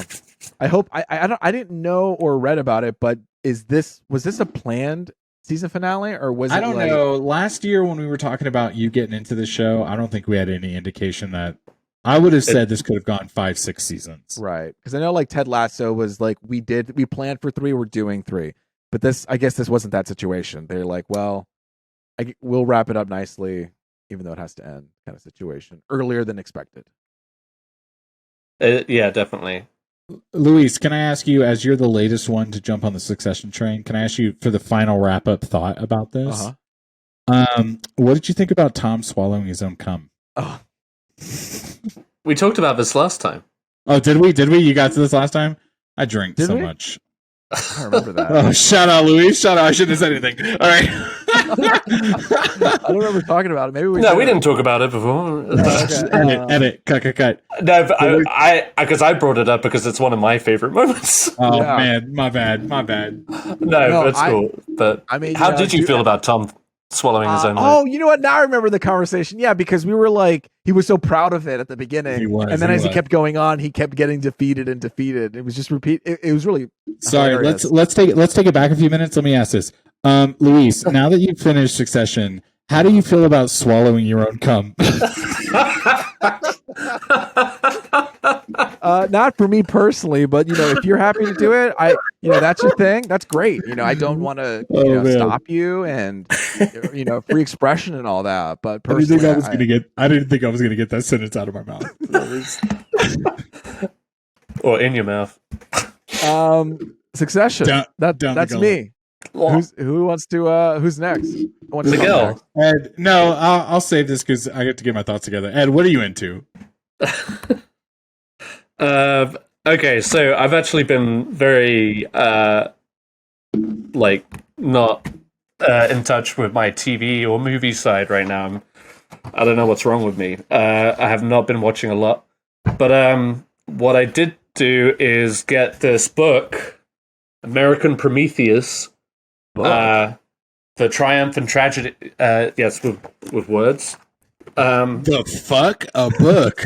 The Triumph and Tragedy of J. Robert Oppenheimer, which is what the upcoming movie is based upon. And already, I was, whenever they announced this movie, I was very intrigued by the history and the man himself. And so, yeah, me and Sarah are trying to be better about reading this year. So I took on this challenge, and it's a thick boy. That's a thick one, yeah. So I'm barely got going on it, but I'm very much looking forward to getting through it. And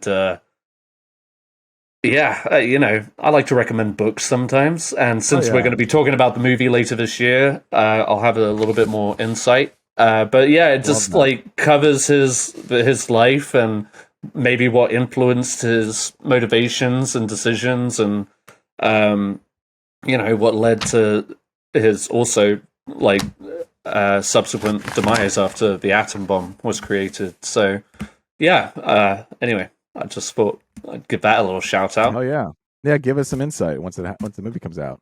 You can say the book is better. Ed, do you ever just read like a young adult novel, like The Hunger Games? You know what I mean? Like it's called Harry Potter. Just and I read that every couple of years, man. Have you done that with Lily yet? No, she's not old enough to comprehend. They have those illustration books where it's like fully illustrated. Yeah. Mm-hmm. If I was doing the illustration books, I might do, because they're still obviously lengthy. I don't know, 6? Is that too low? I don't know. I don't know. My kid just watched Infinity War. Like, I'll read anything to him at this point. All right, game on. But no, I don't think I would read it to her now, just because of all its complexities. But yeah, maybe 5 or 6. I was thinking about reading the books to her, just like the regular books to her, like 8 or 9. But we'll see. You know what books I would read? I'm going to read to my kid is those Lemony Snicket. Yeah. Wow. Okay. That is a fun. That is God. I've never read the books. The wordplay and the musicality of the book. I think it'd be a fun one, and it also like deals with some real shit, but in a comical way. So it's like, hey man, this is life. All right, 2-year-old, listen up. Can I recommend the kids' book that my kid's reading every single night right now? Is What Should Danny Do? Okay, it's a choose your own adventure book. Whoa! And every day, Danny makes good decisions and bad decisions. Okay. And sometimes he wins, sometimes he loses. All right. And that's what I'm cheering on. I'm cheering for Danny. What should Danny do? What should Danny do? I wrote it down. I'm going to look it up. What should Danny do? I love it. Yeah. You guys, I'm sorry. I'm just going to go ahead and say I'm not super prepared, so I want to jump right back to Luis because I do want to ask about this next thing. I'm excited for this one too. God of War Ragnarok. I fit what? No, I'll get to it. Okay. Yeah. God of War Ragnarok. I finished it, Miguel. So further than I've gotten.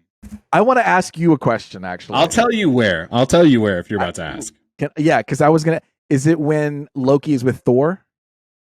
No, past that. Past that? I'll tell you exactly. Tell me where when. I turned it off. Tell me when. You know that final climactic battle? No way. Where him and Odin and all of them are all fighting together. I turned it off one day and I went several days because, like I said, like I don't ever have time to play video games. I went several days and I was just like, you know what? I don't even care to finish. And I turned it off and started playing Cyberpunk. Wait, okay, hold on. Are you telling me the moment I'm talking mid-battle, like where they, in the middle of the boss battle, they shift levels and they go to like a different half of that boss battle and his health bar regenerates and you have to fight him again. And I paused one day and I said, I don't even care. Whoa. Hold on. So this is the part where obviously they fight Odin up top and then they go down to his like underground area. You went all the way to the underground area? Yeah, and I stopped. Miguel, you are so freaking close to finish that game. That's pretty much like almost the end.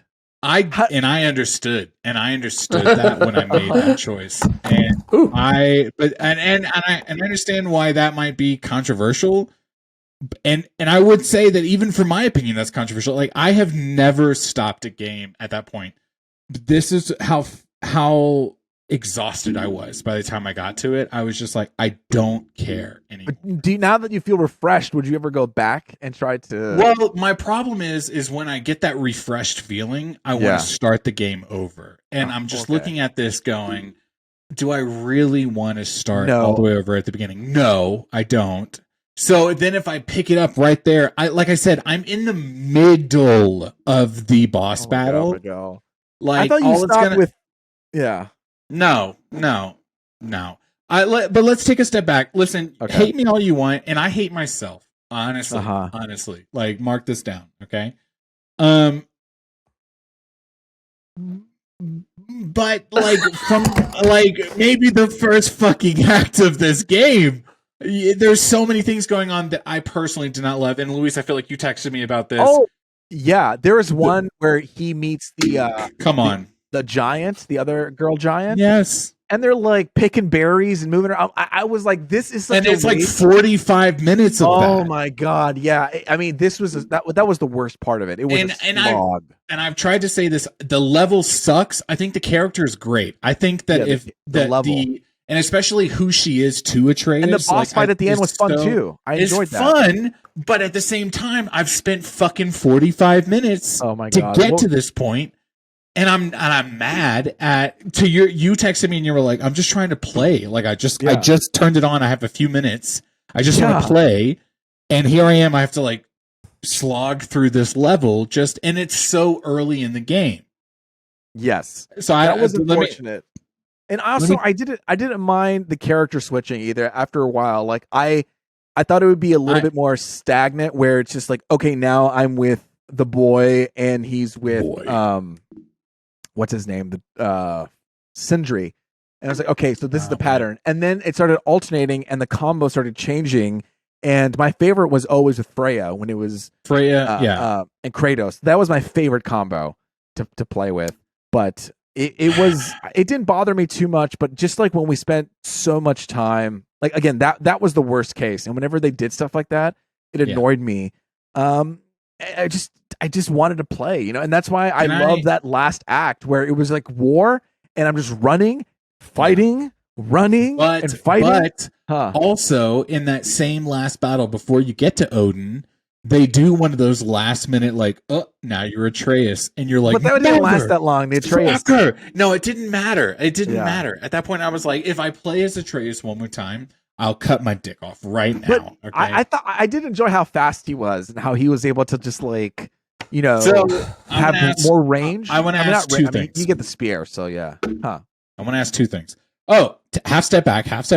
Okay. I did like the spear. I did like that mechanic.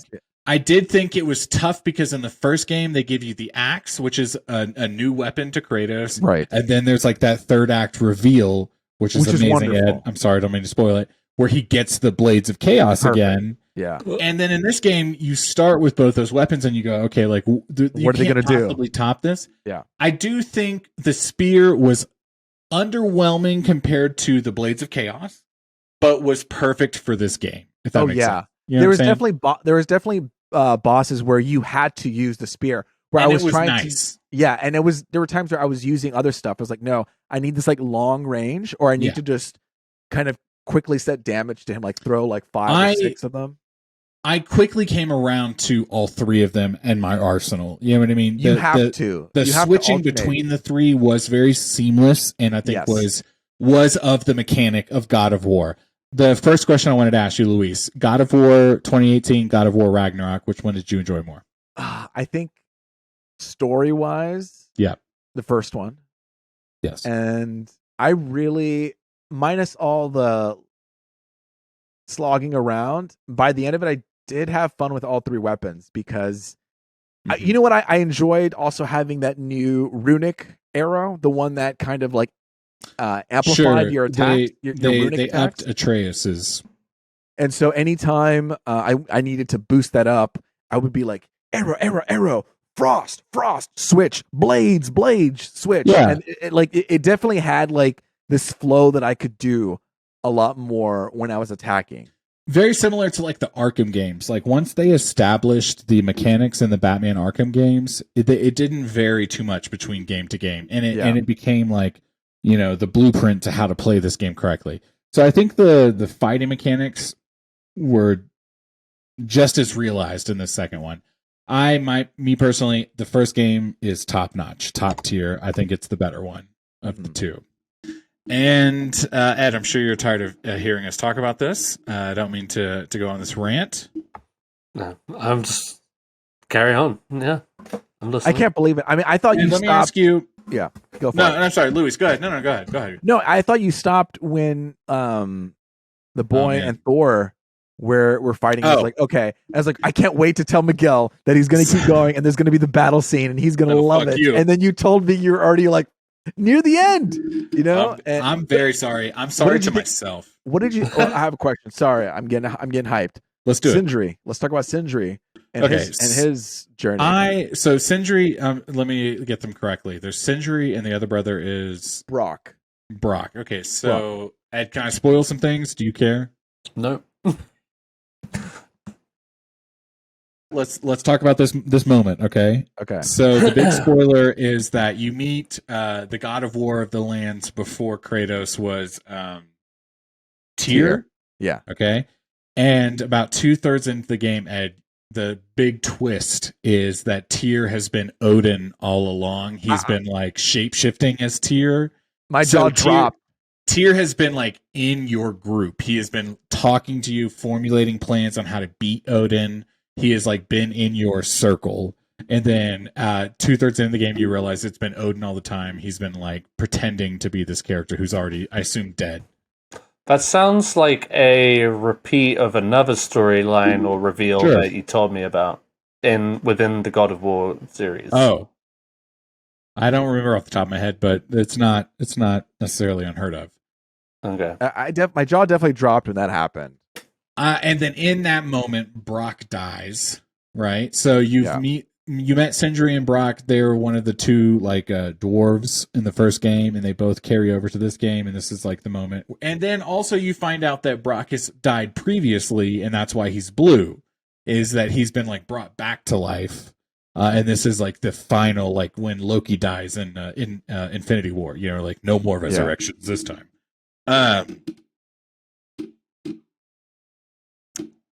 I don't know. I think that in the first game, when you meet all these characters, you're excited to gather them together. Like I have someone with me. In this one, and I feel like I'll bring this up in future conversations. In this one, it felt very like, God, how do I put this? I don't know. It felt very superficial that all these people were all together. Like, we have to fight the big battle all together. And I didn't love that 100%. And when he died, maybe it was because I was hating the game on this point, but like, I really didn't super care about the big twist. I didn't super care when Brock died. I think I just wanted to play the first game over again when I was done. I'll say my thoughts is that Sindri is such a nice, nervous guy who seems to be a pushover. When Brock passes away, he becomes hard as fuck. He gets a little. He becomes angry. really negative, and he becomes cold, and he becomes just dark. And so when he shows up at the end of the war, he's red-eyed face. He has these like really destructive weapons, and at the end of the game, there's like the ending, and then there's like the true ending that you're supposed to do, and where you go to Brock's funeral and you kind of meet Sindri again, and it's crazy to see such a turn between like when you first start seeing Sindri and where he is now, and I think that's a little bit compelling for me. And so if they do a third or whatever, it'll be interesting to see if they do incorporate Sindri into somewhere, because his weapons in that last war, in that Ragnarok, he was just like ba-ding, ba-ding, ba-ding, blowing up walls without any problem. Like, so let me ask you this, and this is the final question on God of War Ragnarok. We're going to move on. Okay. You heard about God, did we talk about this already? I'm sorry. Where they changed it kind of like mid-production, where they were like, okay, so Kratos in the part of God of War Ragnarok at the beginning, he fights Thor, yada yada yada. In the original story, he was going to lose to Thor, and they were going to resurrect him 20 years later. Atreus is aged, he pulls him out of hell, and then that's like the start of the game. Do you think that would have been better? Yes or no? I did up until the very end. There is a point past where you've gone. Okay. So there was a point. I guess I don't want to spoil it, but do it. No, I won't spoil it. I'll wait because I want you to play it. Where I was like, you know what?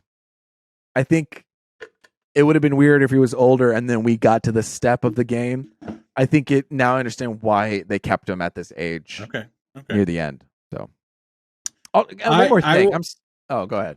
all I was gonna say was even though I've hated on it, I would finish it just for you. Okay, baby. Yeah, you're Just almost there. I know. Can I don't understand this idea of giants. Like, can someone please at Punchstruck Nerd me? I've researched it, but there's like they're like giants who aren't really giants, but we're giants. It's They're like saying giants- it's like they're saying I'm a giants in the- cat, but I'm No. not. I don't look like a cat. It's like an elf, an orc, a human, a giant. It's like their race, their blood, or whatever. But the It doesn't- term giant the means big. physicality. No, well, they're playing with it here. Yeah, think about in Infinity War. I feel like I'm bringing this up a lot. Avengers: Infinity War, when Peter Dinklage shows up as the dwarf, Right. but he's bigger than everyone else. You know what I mean? They're playing with the definition of what that means. Then what You know makes I mean? you a giant? I mean, what makes a Midgardian a Midgardian and a giant a giant? Like, it's like a race thing. You know what I mean? Like it It's just like if you know take what's- away like this an is what makes it elf, diff- like an elf has those pointy ears. If you take away the pointy ears for a second, like their blood, oh my god, it feels like I sound like a fucking conservative. The pure blood elf is I think this is what makes it difficult for me is that Okay, it's go such a ahead. strong adjective. The word I giant. guess, I guess, that but when that's you the point see- they're making. Like, my dick is giant. But you really just mean like it's of giant blood. But it's I guess it's like yeah, I See don't how know. they It's very interesting. I It's guess genetics. and they make a call. They're like, we're not all the same, you know. And I'm like, well then. Like Hagrid. Hagrid is a giant, or he's half giant. But I'm talking about in this world. Sure. Some giants are like the size proportion is radically different. So and they're almost like mini giants. When they go to like Jotunheim in the end of the first game to spread the ashes, you see those like dead giants in the mountains. You know what I mean? And they're pretty big. Is that what huge. you're saying? Yeah. Like those giants are giant. But like the giant But race see the way is- see how you describe it. Those giants are giants. I understand what you, hey, listen. I didn't write it. You know what I know. Let me know at Punchstruck Nerd. What am I getting wrong here? Those giants are giant. I don't know. Okay, let's move on. Miguel, are you ready to talk, or do you want to be the last one to talk about this? I don't have as many. Ed told me last week you were so prepared, and this week I don't feel like this. So, Ed, let's talk about Drive to Survive, season 5. It's just started up again, and I've watched the first 2 episodes. What is this? This is, I don't know if you guys remember, I think back when we started this, I was watching this Formula One show on Netflix. It's like a docuseries. Aptly described by one of the characters, for lack of a better word, one of the subjects, the team principal of Mercedes. They were just like, oh, you're back for the documentary. And it's like, it's not a documentary, it's like fucking Top Gun. And I think he's referencing just like how flashy it is, and it focuses on the drama and shit, you know. But that's the meaty stuff, right? So anyway, it's a retrospective of the season that just wrapped in 2022, and it's already very thrilling. Episode 2, there's a massive crash. The driver survived. Spoilers. But yeah, no, I do enjoy Formula One. I've been waiting for this new season. There's literally one person on the planet that I can talk to about this show. So shout out Joe Carter. And No fucking way. yeah, he actually got me onto this, and but yeah, it's a fun show. Ed and I used to work together, and you're talking about a coworker at your work. Yeah, I was blown away. yeah. He the last person you would have expected, but it's like a regular conversation between he and I, and we were both looking forward to the season. So Shout out Joe Carter. I'm 3 episodes in, but it's a good watch for if anybody's into motorsports, or specifically Formula One. The episodes are like 40 minutes a pop, but they're very, very interesting because you deal with like the team politics as much as the racing itself. Sorry, go ahead. let's get Joe Cutter on for the season finale, okay? Let's bring him on. Oh, he's already watched it all, man. It's the whole season is out on Netflix, but yeah, I'm just catching up. When we're there, we'll get him on, okay? Some Crown Royal. Yeah, yeah. So that's it. Yeah, like I said, it's been a light week. Luis, I'll get to mine in a second. Let's hear yours. All right, so my last thing I watched was Megan. That's Megan with a 3, just like nerd with a 3. I think it's Mithrigan. I knew going into it what, like, again, this is similar to what I was saying about Cocaine Bear in this movie. They're like meme movies where they're just kind of so ridiculous looking that you kind of want to see what's going on. I would say I probably, actually, I don't know. I think it's a fun. This is what this movie and Cocaine Bear is perfect to bring. Like if you're in high school and you want to go with friends and you want to have a good time and you just want to laugh and then go to Chili's right afterwards. This is one of those movies. You know what I mean? Like it's a good romp. You don't really have to take time to soak it in what's going on. You kind of get it. It has moments. And it's a good date movie. If I'm not in high school or trying to take my wife on a date, can I just go see this movie and then go to Chili's afterwards? Like, I mean, yeah, you can do that, but I think sounds great. It's definitely. I would say this is a crowd movie. You know, I watched it by myself, but I think I would have had more fun with other people. It's definitely tongue in cheek at moments. It knows how ridiculous it is. It doesn't lean in it too much, but it definitely like leaves whiffs of that. But you know, it's still pretty straightforward at moments. I think the highlights again are when you have Megan freaking out. You know, just like the bear, it's fun to see her doing her thing. And you know what? I like that they kept it as practical as they could. It would have been really fucked up and like not as entertaining to see if it was VFX, but they really had like a prosthetic model doing motion because it allowed to be more creepy. Because sometimes 3D smooth makes things too smooth. And then when it was a full body, they had a little girl like kind of moving and she wore a mask during those moments. But you know what? It's like it's a bit of a ball of fun. It's not a perfect movie. It's not like I'm down. You know, gonna break your mind. But out of 10, I'd probably give it a 6 out of 10. Wow. Yeah, I think a different. I was about to say, if you fucking say something higher than 6, I'll punch I would you say right a different 6 out of 10, different flavor. But it was. I was more excited for Cocaine Bear than Mithrigan. And I don't know if I'll get around to that, but that's fine. I mean, I just want to know what the hype was about because everybody was people were really. Is it on like HBO or something? Peacock, right now? Right? Oh, is it? Yeah, it's on Peacock. Easy. Yeah, that's easy. Come on, let's do it. Mithrigan. Yeah, I mean, it's definitely one of those.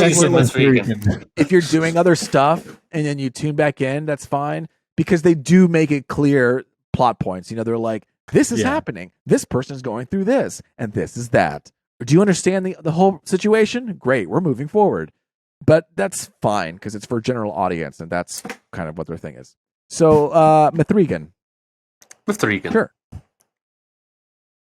All right, well, hit us up. We know we always do this every week. What are we talking about? Let's wrap it up. I don't want to talk too long about it because I just feel like we're going long. Yeah. Did you guys like when I wrote that down? I did, and I was waiting for your review. What's funny is I wrote that down because I was like, I have nothing that I watched this week. And while we were at dinner, Kristen was like, "Didn't you watch Last of Us?" And I was like, "Oh, yeah!" Like it was absolutely a show that I feel like we should talk about. So I. Just very briefly, this is what I said would happen, right? Like, this is going to be the whole DLC episode with, like, a couple sprinkles of Joel and his injury. And we did see Joel and Ellie at the very beginning and right at the very end, and it's mostly the telling of how Ellie got bit and as well as that whole night of what happened. I did not play the DLC in the game very much. I want to say I might have played it one time. I did. I played the DLC. If I did play it, it was a long time ago. What's the DLC? What's the DLC? Go on, Luis. Me? It's a downloadable content, is what it's called, basically after a game comes out, Yeah. people play it. They will create new chapters, maybe of a side character or something that doesn't really change too much of a story or whatever. No, well, it's just like an additional part. So say you pay like $60 for a game, a DLC might be cheaper, but the story is a lot shorter and condensed. So you might have a game that's 20 hours. This would be like a 5-hour extra adventure. You'll buy a game with the DLC included, and they'll do a thing where the DLC releases, like, for example, all the way back in like 2014, I bought Batman Arkham Knight, the super deluxe edition for like $80, which included the season pass. And after the game released, every month for like 6 or so months, they would release like a new character or a new level or a new something. Right. And that's all DLC. That's downloadable content. Yeah. Okay, gotcha.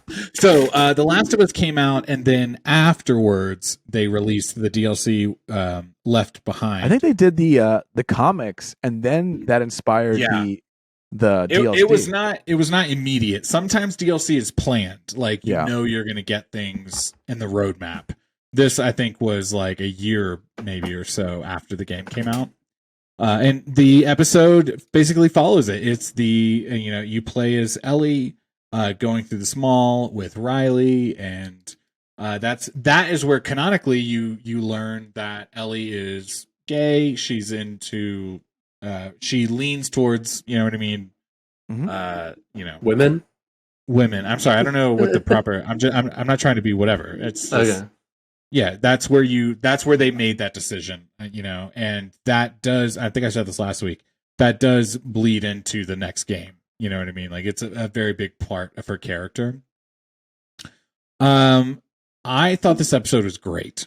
I really enjoyed the subtle, quiet moments of these two characters. I think what a lot of people were alluding to or relating to was like we've all been teenagers. We've all had that kind of like puppy crush on somebody or whatever, and how you kind of feel like your whole world is exploding all at once in those like supercharged moments. And I think a lot of people really related to that.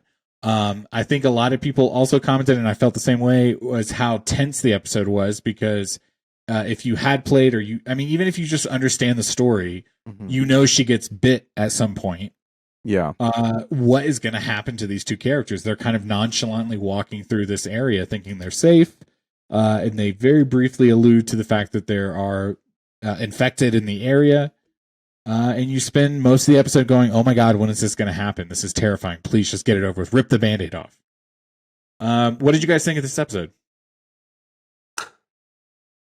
Go for it, Ed. No, yeah, I agree. I felt tense the whole way, especially when they actually reveal that, of course, there is like a clicker there, deep within the mall in the doll section.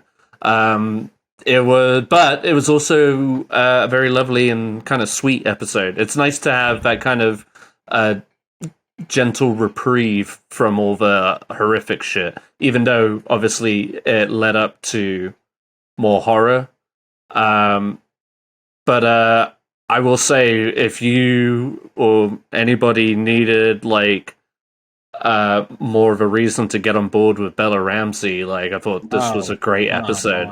That moment where she realizes that she got bit, and her reaction to that is palpable. It's incredible. Man, you feel her frustration, her anger, her fear, like all in one. It's great. I will say, if you have gotten to this episode and you have not bought into Bella Ramsey as Ellie yet, that is incredibly surprising. I think there's been so many moments leading up to this. But you're absolutely right, Ed. Like, this is the moment for her. There's a couple questions I want to ask right now. So, Luis, correct me if I'm wrong, but in the DLC, in the game, it's a horde of zombies that like kind of run through the mall, and that's the level, right? You're like running away from all of them. And in fact, it's before this infected comes and gets you. You've already faced a couple of infected. Like, you need to turn on them all, and so you're wading through water, and as you wade through water, you hear them, and so you're secretly hiding from them. Yeah. There is no like, they're not here. They are here. They're in the basement area, so you can kind of seclude them away. So they've encountered them. They're turning on the power. They go back upstairs, and then you have all of the iconic stuff from the carousel to the picture to the Halloween store to the arcade. Yeah. Ed, how did you feel watching it without playing it? Did you feel like that one infected was enough to put you on edge, or did you feel like... Yeah, because, I mean, yeah, I would say so. You knew something was coming. Right. And, one is enough, I guess, with these two. That's all it takes. Yeah, it really that's freaky enough. And, fucking Ellie insisting on using that switchblade gives me nothing but anxiety. I just like that other episode, she's like poking that one in the eye and stuff like that. I'm just like, you're gonna spread this disease so hard. Yeah. In the first game, you play as Joel, and every time you stab a zombie, you created a shiv like you've been in prison. So you have to like craft this shiv. And in the second game, one of the mechanics they give you is as you play as Ellie, she has this switchblade on you, so it's like an infinite shiv. You never have to craft that, you know what I mean? Yeah. So as long as you're playing as Ellie, every time you're trying to kill a zombie, you can stab it real quick. Thank God, because of that fucking... So every time they show and he got stabbed with a shiv. Not in the game. But in the game, sure. Yeah. No, I'll tell you what, though. But no, I thought it was. I will say this about this show: it is, at the very least, very consistent. Like, I don't think I've had a negative feeling towards any of the episodes, really. And like you could be nitpicky, but it's not necessarily like it's I hate this show. No, or this not even. Dropped the ball. Yeah, not even close. And somebody was telling me the other day, it's just like, I just felt like I didn't want to go off on another like detour into story when I want to focus on the main story kind of thing. Right. I kind of get that. And I guess specifically the story informs her and her decisions. No, I agree. That was my thought. I was just like, well, that's kind of just giving you a little bit more insight as to how she got there and how whatever, and I was okay with it. Like I said, it's kind of like you're still centered in that world, but it's kind of like a reprieve from the central storyline. And even for like a shred of light, you get to see her actually behave like a human to somebody else and not like a rabid dog like we see throughout most of the season. So it like when we first meet Joel, and him interacting with his daughter, he's not this like this, I don't know, killing machine or whatever, but I'm on board with it. You guys, on the weeks ahead, we saw the next episode, like next week on or whatever. 2 episodes now? There's 2 left. And I will tell you this. I said this last week. This is basically when Sam and Henry die, a couple episodes back, you jump ahead to the new season, Winter. And this is the run. Man, this is where every beat leading up to now, every beat taken is so important. You're going to hit the ending, and these next few chapters are going to get you there. You're either going to be on board or you're not. You know what I mean? This next episode, Luis, I kind of chatted with you a little bit about it. Like, I mean, you saw the next week. I'm going to get what I want. Yeah. I feel like you're going to get what you want out of this episode, which is what I think everyone wants who's played the game before. Yeah, no. And I think as we continue going on and to the finale, I think the great mindset to think of all this is that this show obviously is about the infected, but more so it's about relationships. Mm-hmm. And you get to see what people do for love. And you see that in episode 3, you see it with the girl, Henry and Sam, and the other girl that is hunting them down.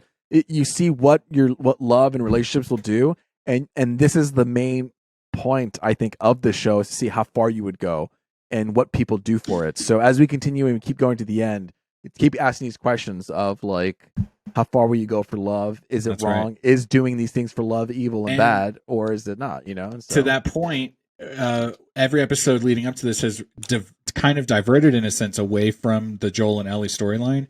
These next 2 episodes will solidify exactly how you need to feel about the 2 of them. You know what I mean? yeah. There's a couple of iconic shots we saw in these trailers from the level that I think we're going to really enjoy. I don't want to spoil too much because I don't want to give too much away. Ed, what were we going to say? It's gone.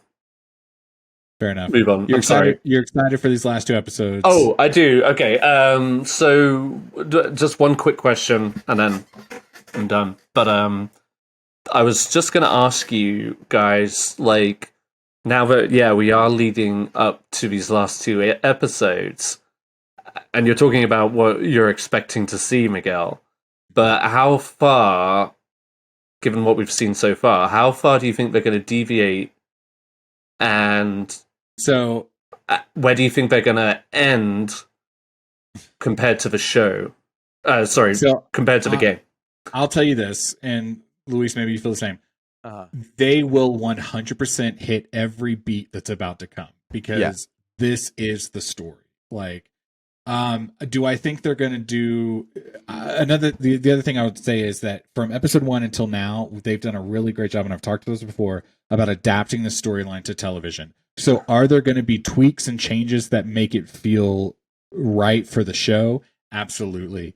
But there's, I mean, like 2 or 3 beats in the next episode alone that they have to hit. There's 2 or 3 beats in the final episode that they have to hit. Otherwise the story won't land. You know what I mean? I mean, I agree too. I think they've done such a good job of capturing moments that work in the game, and they say these are keystone moments that we have to keep that are memorable, and these are other ones that we can adapt because, you know, we're always stuck in Joel's POV. We have an opportunity to see outside of that and to see other sides of that story. And you're right. If anything, this show has been very consistent. So I'm going into it very excited for these last 2 episodes, and I know where it's going, and I can't wait to get there. So, I am also very, very, very intrigued to talk about part 2, which is, I assume, where they're going to start adapting in season 2. I did kind of mention briefly with Luis last week when we hopped off. We kind of talked briefly about the game. The last episode specifically, we are going to start seeing the seeds being sown for part 2. Ed, I'm over here. So I saw it watching a bug crawl across my. Don't want to talk. I don't want to overtalk it. That's my boy. No. So we're here for it. The next 2 episodes are going to be really good. I don't want to give too much away, Ed. The last couple episodes are going to be really great. We're going to have we're going to come back to this moment next week, and we'll have a little wrap up. That's it. Hopefully we can have a guest. We'll have a guest. That last talk of Last of Us. But hey, that's The Last of Us talking about nerd shit in this podcast. We did it another week, getting closer to episode 50. Wow, we're getting old. But until next time, it's been me, Luis Gonzalez, and Miguel Sanchez. And Ed Bull. And until next time, I see you. Fuck. I see you.